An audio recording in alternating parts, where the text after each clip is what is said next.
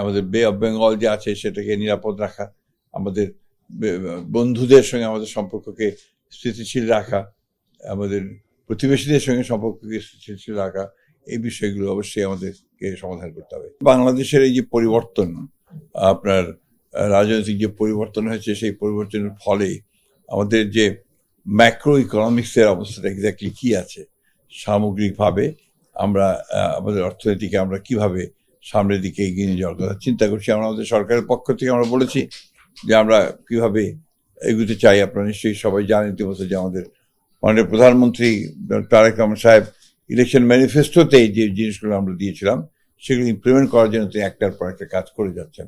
ইতিমধ্যে আপনারা দেখেছেন যে ফ্যামিলি কার্ড, আমাদের যে কৃষক কার্ড, খাল খনন কর্মসূচি, এই বিষয়গুলো কিন্তু আপনার যথেষ্ট জনগণের মধ্যে এটা একটা আশার সঞ্চার করেছে। অ্যাট দি সেম টাইম আপনার আমাদের যে বিনিয়োগের যে সমস্যা এখানে রয়েছে, এবং বিশেষ করে মাফ করবেন,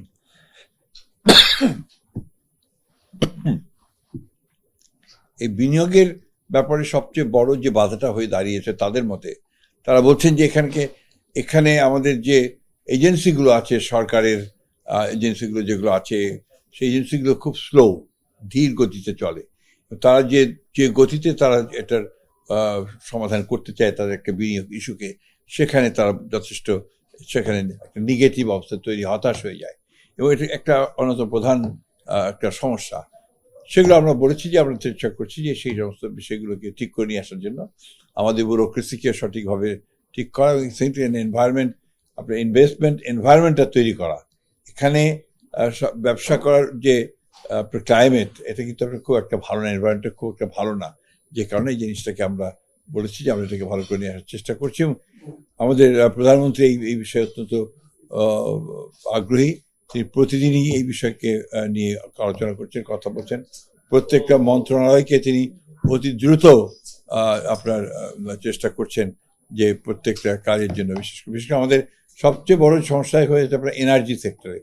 এনার্জি সেক্টরে আপনারা সবাই জানেন যে আমরা রিনিউয়েবল এনার্জির দিকে আমরা যাওয়ার চেষ্টা করছি, আমরা আপনার সোলার এনার্জির দিকে আমরা যাওয়ার চেষ্টা করছি, এবং একই সঙ্গে অনশোর এবং অফশোর যে এক্সপ্লোরেশন, আপনার গ্যাস এবং তেল উত্তোলন করবার যে কাজগুলো, সেগুলো আমরা শুরু করেছি ইতিমধ্যে। 3 মাস পরের মধ্যেই আমরা সেটাতে আপনার টেন্ডারে যাব বলে আমরা আশা করছি।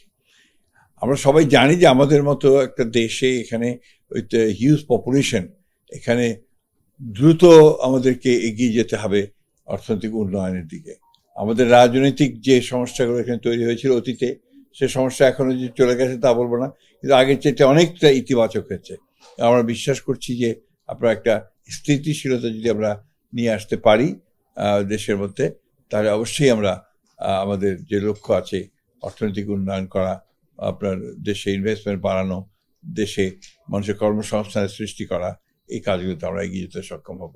আমি ধন্যবাদ দিতে চাই STR-কে যে তারা আজকে এই সংলাপটার আয়োজন করে তারা আমাদের দেশের ইনভেস্টমেন্ট, আমাদের সিকিউরিটি একটা আলাদা কোশ্চেন আছে, যে আমাদের বে অফ বেঙ্গল যে আছে সেটাকে নিরাপদ রাখা, আমাদের বন্ধুদের সঙ্গে আমাদের সম্পর্ককে স্থিতিশীল রাখা, আমাদের প্রতিবেশীদের সঙ্গে সম্পর্ককে স্থিতিশীল রাখা, এই বিষয়গুলো অবশ্যই আমাদেরকে সমাধান করতে হবে।